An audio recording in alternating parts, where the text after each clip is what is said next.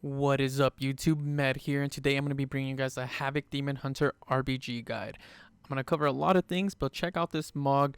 This is basically the MOG you get for 1800, and then the weapons are 2400.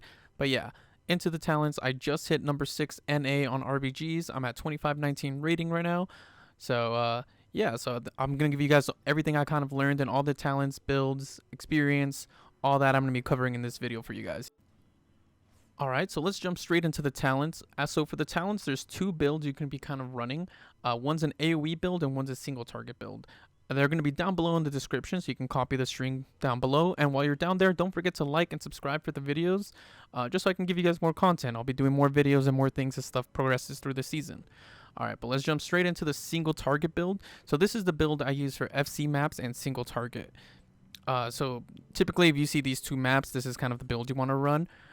For the most part, there's the things you can kind of change for preference. So you can either do Listen Decree or Feed the Flame Demon. You can swap between Nether Walk or the Fury Regen. So this is all preference. It depends on your playstyle. If you can utilize Royal Decree more, use Royal Decree.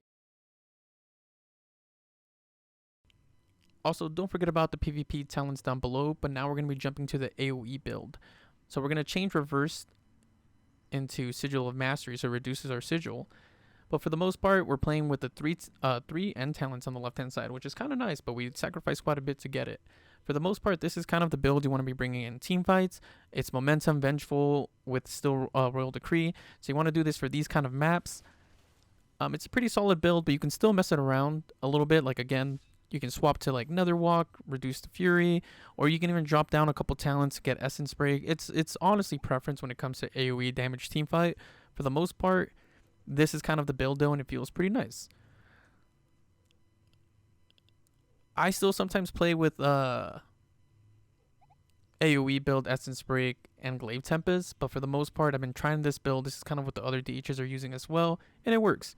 Now for these other maps, basically Silver Shard or AB, since they're very mix and match of your either objective or team fight, you can play either build, whatever role you're feeling. Alright, we're jumping straight into the gear now. My PvP item level is 415, so for the most part for this build you want Mastery Verse. A lot of DHs are running Mastery Verse. That could possibly change with the introduction of tier sets, however. A lot of people are talking about maybe Crit Verse. So there's some DHs already running Crit Verse, but for the most part a lot of DHs are sticking to Mastery Verse. I still like some haste, but for the most part you just want Mastery Verse. A couple items I want to talk about are these two items right here, are the boots and the helmet.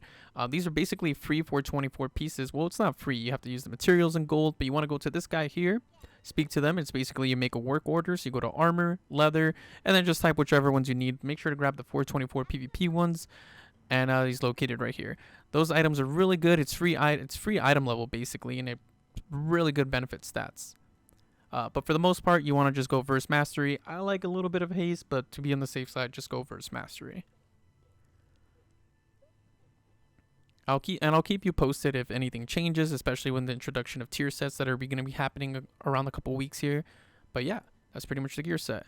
Now let me get into the role of a Havoc Demon Hunter. You're a base peeler sticking on FC, teamfight damage, off cards, or picker. So right here I'm going to be explaining to you guys how it works. As a Demon Hunter, you have to make sure you're always on their FC. You can get ahead to slow them, you can get ahead to grab the flag, you can get ahead to do pressure. You just want to always be on their FC. That is your job on an FC map, causing that big damage pressure. Now the thing about this, however, as you're going to see in this clip, is yes, you can stay on the FC, but that means they could also turn and kill you.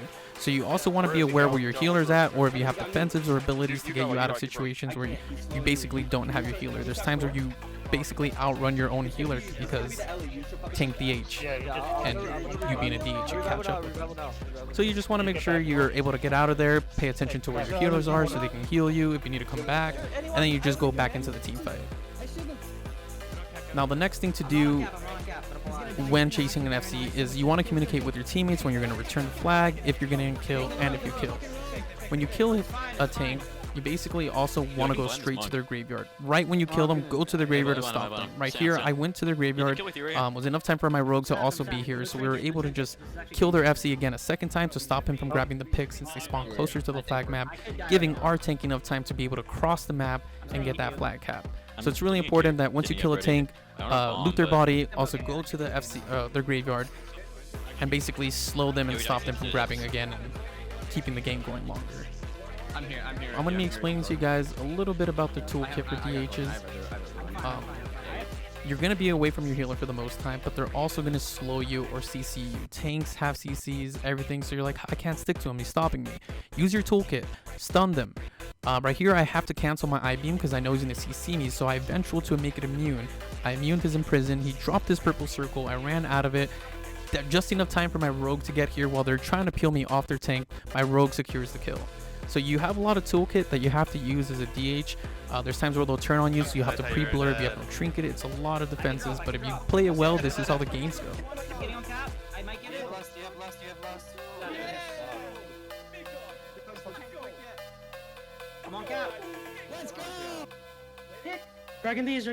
Let's go! Let's go. Good job, guys. Dude, that was. Alright, jumping into the AoE maps, so base maps and off cards. This one's pretty simple. For the most part, you just want to do constant damage in team fights, but you also want to be aware of their stealthies at all times. Since you're the DH, you're the first to peel in situations where you are losing a team fight or basically need to peel.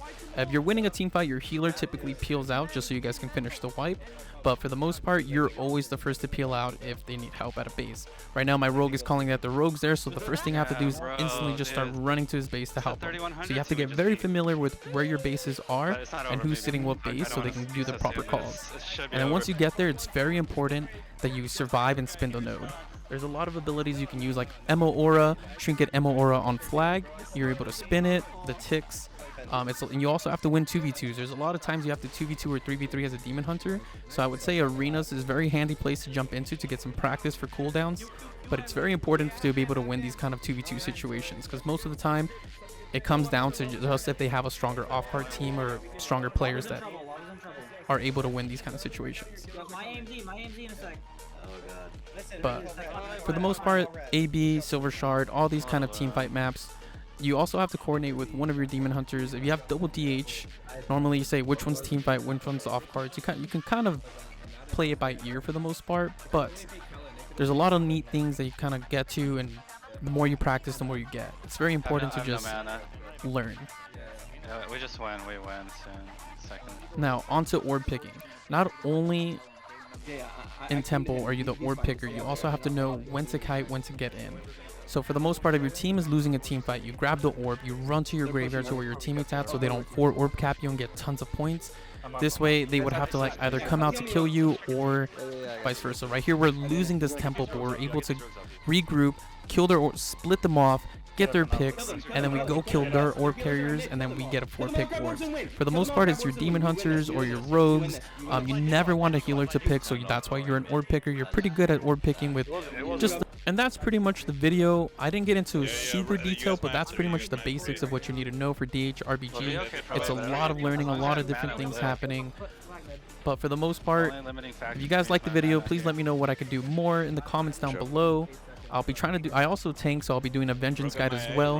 DH tank is kind of the meta. We run with a Blood DK tank for our group though. I think Blood is really strong, but for the most part, a lot of people are doing DH tanks right now. And it's a very fun, RBGs are a lot of fun, so I hope this video helped you out, and yeah, check out the next one. He's sitting, right?